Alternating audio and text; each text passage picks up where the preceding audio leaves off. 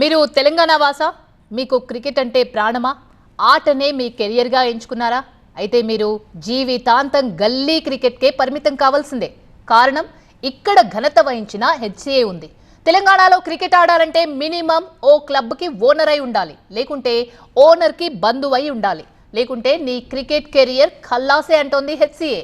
Nepotism ఈ రేంజ్లో ఉన్న హెచ్సిఏపై ఎందుకు చర్యలు లేవు? హైదరాబాద్ క్రికెట్ అసోసియేషన్ లో తవ్వే కొద్దీ కంపే, వినే కొద్దీ వివాదాలే, ఆరా తీసే కొద్దీ అరెస్టులే. అంత దరిద్రం ఉంది ఈ అసోసియేషన్ లో. కేవలం నిధుల గోల్మాలే కాదు, ఇప్పుడు నెపోటిజం ఆరోపణలు కూడా పెద్ద ఎత్తున వినిపిస్తున్నాయి. నెపోటిజంతో గ్రామీణ యువత ఆశలను హెచ్సిఏ ఏనాడో సమాధి కట్టేసింది.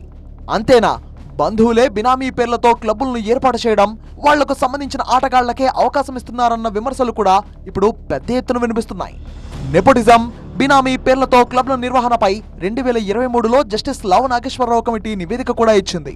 అయితే ఆ కమిటీ రిపోర్ట్ ప్రకారం హెచ్సిఏలోని 217 క్లబ్బుల్లో 57 క్లబ్ల మెంబర్స్ బంధువుల గుప్పిట్లోనే ఉన్నట్టుగా తేలింది.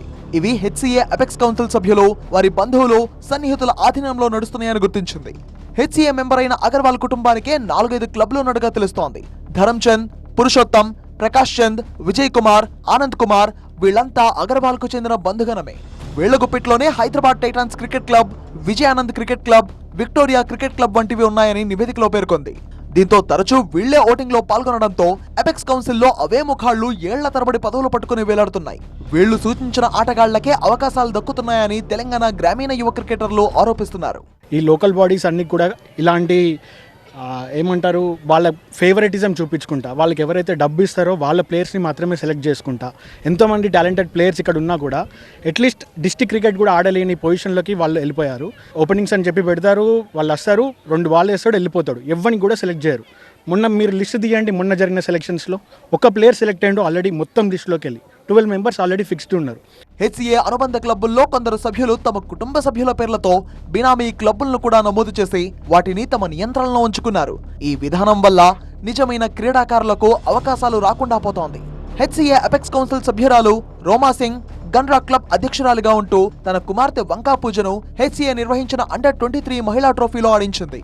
రోమా సింగ్ భర్త వంకా ప్రతాప్ గన్రాక క్లబ్ కార్యదర్శిగా ఉన్నారు. అయితే ఈయన మాజీ హెచ్సిఏ సెలెక్టర్ కూడా. ఈ వివాదంతో రోమా సింగ్ ను కాన్ఫ్లిక్ట్ ఆఫ్ ఇంట్రెస్ట్ ఆరోపణలతో అనర్హత వేటు వేశారు.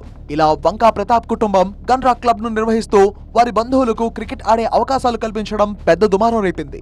అంతేకాదు గన్రా క్లబ్ మెంబర్స్ హెచ్సిఏ నిబంధనలను ఉల్లంఘించి సభ్యుల బంధువులకు ప్రాధాన్యతనిస్తోందని జస్టిస్ నాగేశ్వరరావు నివేదిక నిర్ధారించింది కూడా. అంతేకాదు క్లబ్బుల్లో బినామీ సభ్యత్వాలు, నకిలీ ఓటింగ్ హక్కులు సృష్టించి కేవలం కుటుంబ సభ్యులకు మాత్రమే అవకాశాలు ఇవ్వడం జరిగిందని ఆరోపణలు ఉన్నాయి. హైదరాబాద్ వెళ్ళి మాకు జరుగుతున్న అన్యాయానికి ఏజెన్సీ ప్రాంతంలో క్రికెట్ బాగా పెడుతున్నాం సార్, ఎంతో మంది క్రీడాకారులు ఉన్నారు, మమ్మల్ని ఎంకరేజ్ చేయట్లేదు జిల్లా సంఘం అని చెప్పి కంప్లైంట్ చేస్తే ఆ రోజు శివలాల్ యాదవ్ గారు, చలపతి గారు, మిగతా వాళ్ళు కూడా ఈ చేకూరు వెంకట అనే వ్యక్తి కొత్తగూడెం ఉమ్మడి జిల్లా సెక్రటరీ, ఆయన మమ్మల్ని హోటల్ తీసుకుని వెళ్ళి మా స్నేహితులు మీ అందరం కలిసి వెళ్ళి ప్రశ్నించినందుకు మమ్మల్ని వేరే వాళ్ళతో భయపెట్టాడు. మీరు మీ ఆటని, మీ వ్యాపారాలు మీరు చేసుకోండి, మీకు ఎందుకు వచ్చింది ఈ రాజకీయాలని. వీళ్ళు చేసే పైసకెచ్చాం ఏంటంటే సొంత నిర్ణయాలు, సొంత మేమున్నాము అని చెప్పి భయపెట్టే రీతిలో తమ వాళ్ళని వేసుకుంటూ కమిటీలు నడుపుతున్నారు. హెచ్సిఏలో నెపోటిజం, బినామీ క్లబ్ నిర్వహణ సమస్యలను పరిష్కరించేందుకు జస్టిస్ నాగేశ్వరరావు కమిటీ కొన్ని సిఫార్సులను చేసింది. బినామీ పేర్లతో సభ్యత్వాలు ఉన్న నెపోటిజం ప్రోత్సహించే క్లబ్బులను కనీసం 3 ఏళ్లు నిషేధించాలని సూచించింది. అయితే కమిటీ సిఫార్సులు పూర్తిగా అమలు కాకపోవడంతో నెపోటిజం కొనసాగుతుంది అన్న విమర్శలు ఉన్నాయి. అయితే తెలంగాణలో క్రికెట్ బ్రతకాలంటే హెచ్సిఏలోని సైతాన్లకు కఠిన శిక్ష విధించాలంటున్నారు మాజీ ఆటగాళ్లు. గ్రామీణ యువత నేషనల్ లెవెల్ కు ఎదగాలంటే హెచ్సిఏలో పూర్తి ప్రక్షాళన అవసరమని, బంధుగణమే హెచ్సిఏను కబ్జా చేస్తే సామాన్య ఆటగాళ్లకు చోటు ఎలా వస్తుందని ప్రశ్నిస్తున్నారు మాజీ ఆటగాళ్లు.